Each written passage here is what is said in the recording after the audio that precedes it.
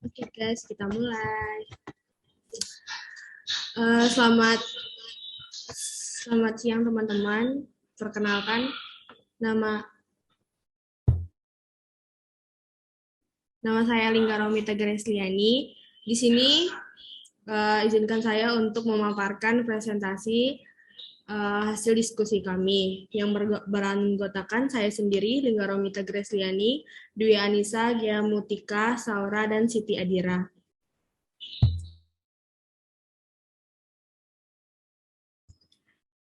Yang dimana judul laporan ini yaitu evaluasi kinerja Puskesmas Kelurahan Pejaringan 1 dan 2 dan Kelurahan Pluit.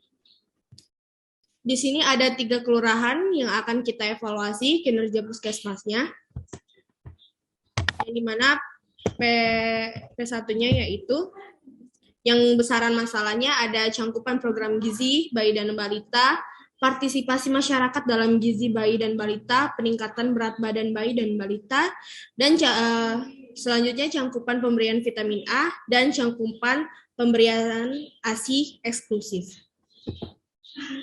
Nah, selanjutnya yaitu prioritas masalah. Di prioritas masalah ini ada urgent, seriousness, growth, dan total.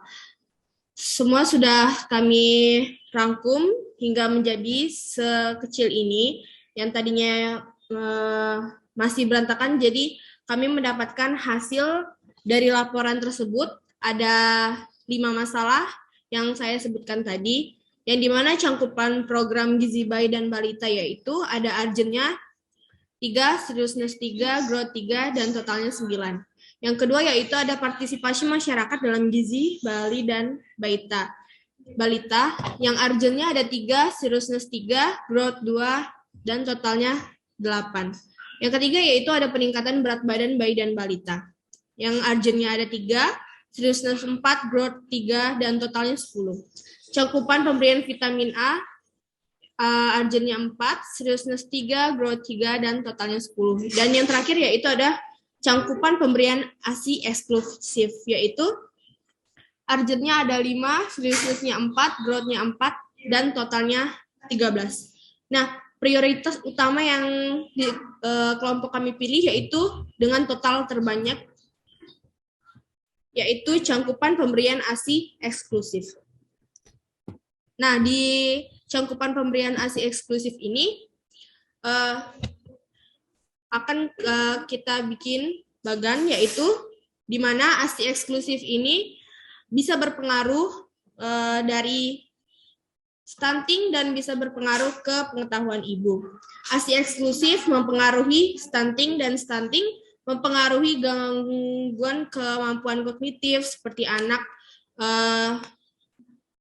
autism, gangguan kemampuan kognitif daya ingat menurun, dan akhir dari masalah ini adalah kemiskinan dan kurangnya kinerja pada Indonesia. Dan ASI eksklusif tersebut adanya kurangnya pengetahuan ibu, sehingga asupan makanan yang diberikan pun mungkin secara ngasal saja, tidak tahu nutrisi apa yang diberikan kepada anak, dan ketika pengetahuan ibu tidak luas, asupan makanan pun kurang, sehingga terjadilah nanti mungkin akan stunting, dan gangguan kemampuan kognitif itu akan berubah menjadi kemiskinan, dan itu adalah akar masalah. Jadi ASI eksklusif di sini berperan penting dalam negara, penting dalam pertumbuhan bayi dan balita,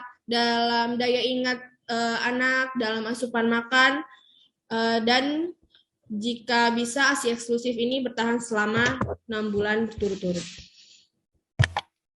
Nah, selanjutnya yaitu ada penggerakan dan pelaksanaan, ya, di mana di sini adalah para nakes akan bertindak, bekerja untuk melakukan pelaksanaan, di mana ASI eksklusif ini harus segera diedukasi kepada ibu-ibu untuk memberikan edukasi yang baik untuk pertumbuhan balita dan anak. Di mana di penggerakan dan pelaksanaan ini akan ada rapat dinas, entah mungkin ahli gizi, entah mungkin bidan akan rapat dan melakukan penggerakan ke desa-desa dan melakukan pelaksanaan yang saya tadi bilang, mungkin melakukan promosi kesehatan, entah konseling tentang ASI eksklusif. Kedua yaitu pengarahan apel pegawai, yang ketiga pelaksanaan kegiatan setiap program sesuai jadwal, dan yang terakhir lokakarya mini. Nah, selanjutnya yaitu ada pengawasan pengendalian penilaian kinerja, di mana pengawasan pengendalian dan penilaian kinerja ini ada tujuan monitoring dan evaluasi, di mana tujuan pengawasan pengendalian penilaian kinerja ini untuk memberikan informasi dan edukasi pentingnya tentang ASI eksklusif itu kepada ibu yang menyusui agar tercapainya cangkupan ASI minimal 80%. Nah, di jurnal tersebut dari kelurahan penjaringan 1, penjaringan 2, dan Pluit tidak mencapai 80%, hanya dengan rata-rata 76 atau mungkin 72 di Pluit. Nah, yang kedua yaitu memonitoring, di mana Nakes selalu memonitoring bekerja sama dengan lintas sektor, entah Kades, dari puskesmas, dari kelurahan, dengan rentan di mana kita akan memonitoringnya itu 1 bulan tuh 1 kali. Nah, evaluasi dari hasil tersebut yaitu terlaksananya kegiatan pemberian edukasi pentingnya ASI eksklusif dan cangkupan ASI mencapai target 80%, di mana evaluasi ini para nakes, para ahli gizi atau bidan berperan penting untuk terlaksananya kegiatan ini karena menginginkan tercapainya cangkupan ASI ini mencapai 80%. Nah, selanjutnya yaitu intervensi, output, intermediate outcome, dan dampak. Di mana intervensi gizi spesifiknya yaitu PMT, pemberian makanan tambahan. Kedua, memakan buah-buahan untuk menambah vitamin C pada ibu.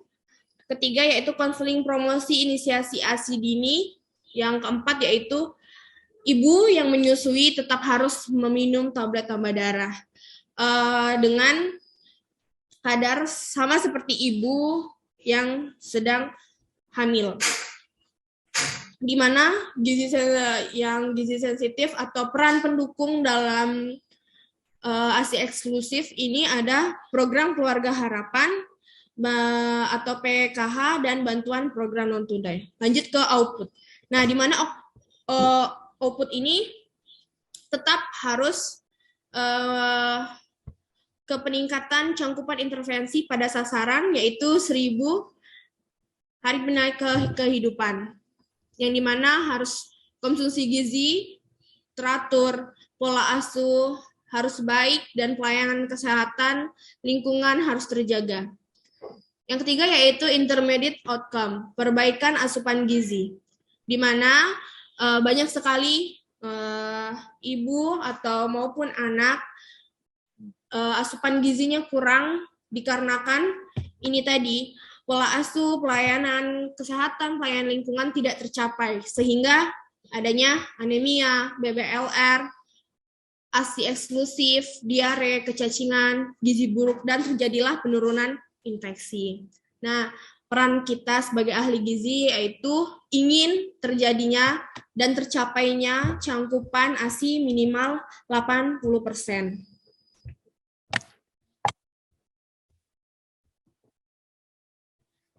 Mungkin sekian presentasi dari kelompok kami, lebih dan kurangnya kami mohon minta maaf kepada Bapak. Terima kasih telah memberikan ilmu yang bermanfaat ini. Saya dari kelompok 2 undur diri, saya ucapkan terima kasih, selamat sore.